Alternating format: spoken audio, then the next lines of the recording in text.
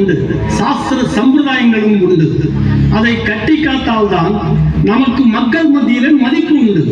ஆனால் தற்போது நம்முடைய சாஸ்திரங்களும் சம்பிரதாயங்களும் காட்டாற்று வெள்ளத்தில் அடித்து செல்வது போல் சென்று கொண்டிருக்கின்றன. இதை நாம் அணை போட்டு தடுக்காவிட்டால் பாதிக்கப்பட போவது என்னவோ நாம் தான். இவர்கள் கூறுவது மறுக்க முடியாத உண்மை. அதை பற்றி விவாதிக்கத்தான் தலைமை குழுவின் முன் நாம் கூடியிருக்கிறோம். இங்கு நாம் மட்டும் தானே இருக்கிறோம், பின் எதற்கு மறைத்து பேசுகிறீர்கள்? இதில் மறைப்பதற்கு ஒன்றும் இல்லை. எல்லாம் அறிந்துதான் நீங்கள் இங்கு அமர்ந்திருக்கிறீர்கள். நாம் அறிந்தது ஒரு புறம் இருந்தாலும் தலைமை குருவிற்கு தெளிவுபடுத்த வேண்டியது நமது கடமை அல்லவா எஸ்ரா? இது ஒளிவு மறைவு என்று இருக்கிறது. நாங்கள் அந்த இயேசுவை பற்றி தான் கூறுகிறோம். சற்று பொருள் பெஞ்சமின். தலைமை குருவே, அந்த இயேசு மக்கள் மத்தியில் எங்களை அவமதித்து பேசுவதும், மறைநூலில் நாங்கள் ஒன்றை கூறினால் அதை மறுத்து பேசுவதும் வழக்கமாகவே கொண்டிருக்கிறார். இதுதான் குற்றச்சாட்டா? தலைமை குருவே, இதை பற்றி விவாதிக்கத்தான் நாம் இங்கு கூடியிருக்கிறோமா? சூசை, எங்களை அவமதிப்பது வேதத்தை அவமதிப்பதற்கு சமம். வேதத்தை அவமதிப்பது என்றால் அது நம் தலைமை குருவையே அவமதிப்பதற்கு நிகராகத்தான் கருத வேண்டும் என்பதை மனதில் நிறுத்திக் கொள். என்ன அருமையாக விளக்கினார். கயிறு ஒருபுறம் இருந்தாலும் முடிச்சுகளை இங்கு விழ வைப்பதுதான் வேதமுத்தர்களின் சிறப்பு. அவிழ்க்க முடியாத முடிச்சுகள் என்று எதுவும் இல்லை. போடும் முடிச்சுகளுக்கு தான் முறையான காரணம் வேண்டும். காரணம் என்ன? காரணம் பெரிய காரணம். பாவிகளின் மத்தியில் உணவு உண்பது முறைதானா? தவறுதான், தவறேதான். உங்களுக்கு அழைப்பு விடுக்காமல் இயேசுவார் மட்டும் சென்று விருந்தில் பங்கேற்றது தவறுதான். விபச்சாரத்தில் பிடிபட்ட பெண்ணை கல்லால் அடித்துக் கொள்ள வேண்டும் என்பது நமது சட்டம். ஆனால் அந்த இயேசு உங்களில் பாவம் செய்யாதவர் எவரோ அவர் முதல் கல்லை எரியட்டும் என்கிறார். பின் என்ன, நீங்கள் தான் எந்த பாவமும் செய்யாதவராயிற்று. உமது முறைகளை அங்கேயே நிறைவேற்றி இருக்கலாமே. இப்படியெல்லாம் நீங்கள் வாதினீர்கள் என்றால் இவர்கள் இந்த குற்றச்சாட்டை கூறியிருக்கவே மாட்டார்கள். ஓர் முடிவு எடுப்பதற்காகத்தான் நாம் இங்கு கூடியிருக்கிறோம். ஆனால் நீங்களோ இயேசுவுக்கே பரிந்து பேசிக் கொண்டு இருக்கிறீர்கள். இதில் பரிந்து பேசுவதற்கு என்ன இருக்கிறது தலைமை குருவே? நோயாளிகளை குணமாக்குவதும் மூப்பர்கள் செய்யும் சிறு சிறு தவறுகளை சுட்டிக்காட்டுவதும் ஒரு குற்றமா? என்ன, நாங்கள் குற்றம் செய்தோமா? மக்கள் மத்தியில் நாம் அதிகாரம் நிலைக்க வேண்டும், தலைமை குருவின் புகழ் உச்சத்தில் இருக்க வேண்டும் என்று நினைத்தது ஒரு குற்றமா? தலைமை குருவே, இங்கு நிகழ்ந்து கொண்டிருக்கும் விவாதத்தை கவனித்துக் கொண்டுதான் இருக்கிறீர்கள். இதற்கு முடிவுதான் என்ன? தலைமை குருவே, விவாதம் முற்றுவதற்குள் நீங்கள் தான் முடிவு கூற வேண்டும். இல்லை என்றால் நம்மிடையே பிளவு ஏற்படுவதற்கும் வாய்ப்பு உண்டு.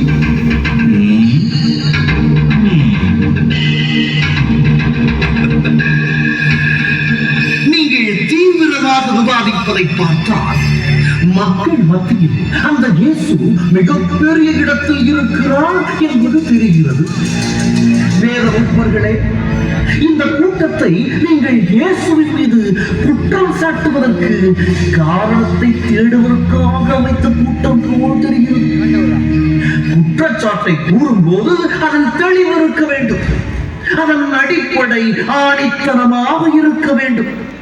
குற்றம் சாட்டுவது என்று முடிவெடுத்து விட்டால் அதனை முடித்து காட்ட வேண்டும்.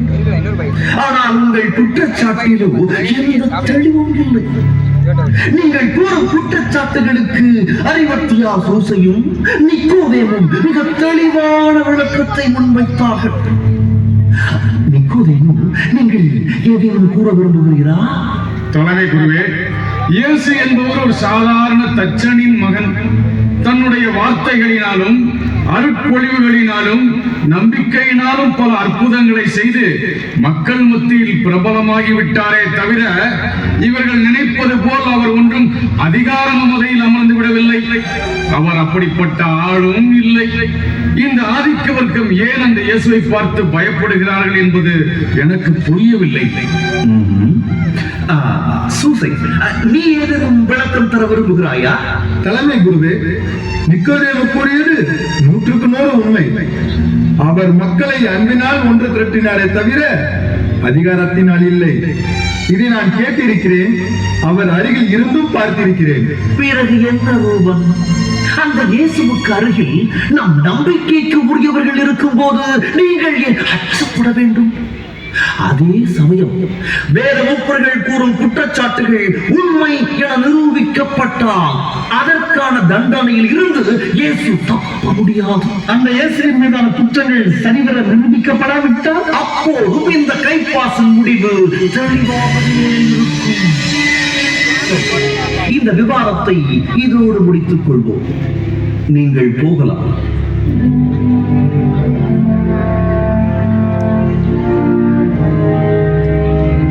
என்ன தலைமை குருவே, எங்கள் மீது உங்களுக்கு நம்பிக்கை இல்லையா? எஸ்ரா, இயேசுவின் அருகில் இருப்பவர்களை நம் அருகில் வைத்துக் கொண்டு விவாதிப்பதே மிகப்பெரிய தவறு. அந்த இயேசுவின் விவகாரத்தில் மக்களிடத்தில் நீங்கள் தோல்வி அடைந்து விட்டீர்கள். அதுவும் உண்மைதான். அந்த இயேசுவுக்கு எதிராக நாங்கள் எடுத்த முயற்சிகள் அனைத்துமே தோல்வியில் முடிந்தன.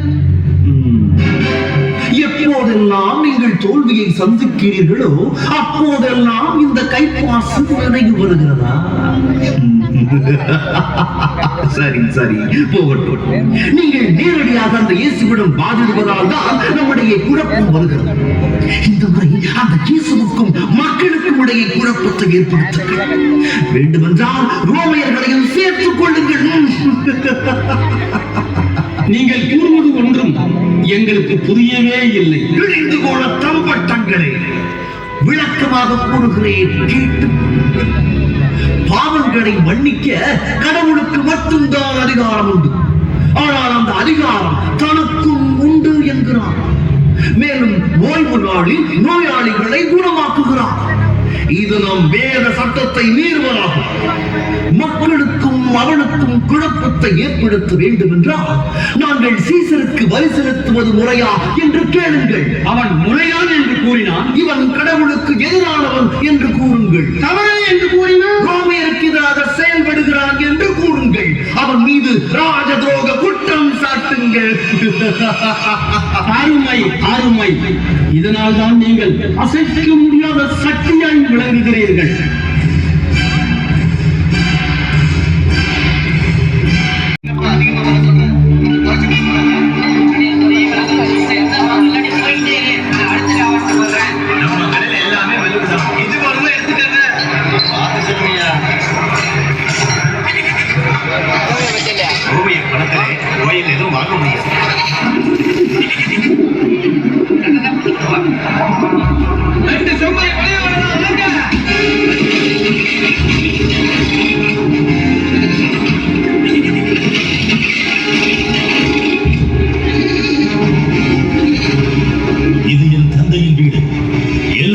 ஜெப வீடு.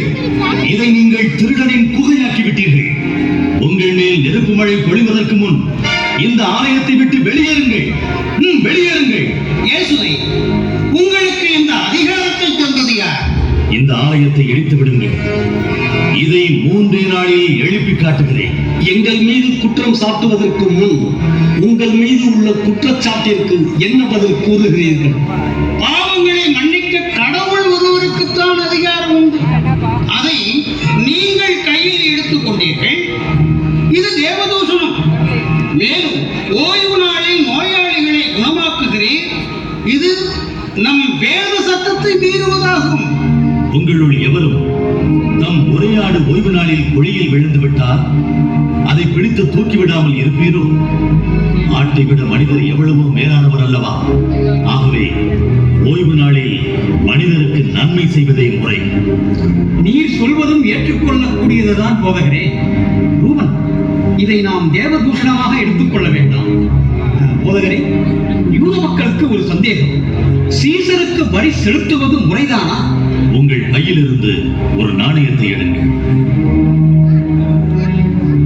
இதில் யாருடைய உருவம் பொறிக்கப்பட்டுள்ளது?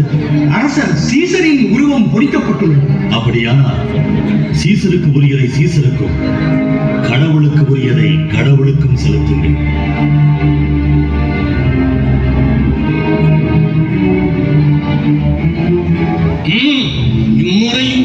அவன் தப்பித்து விட்டானா? இனி நாம் தலைமை குருவிற்கு என்ன பதில் கூறுவது?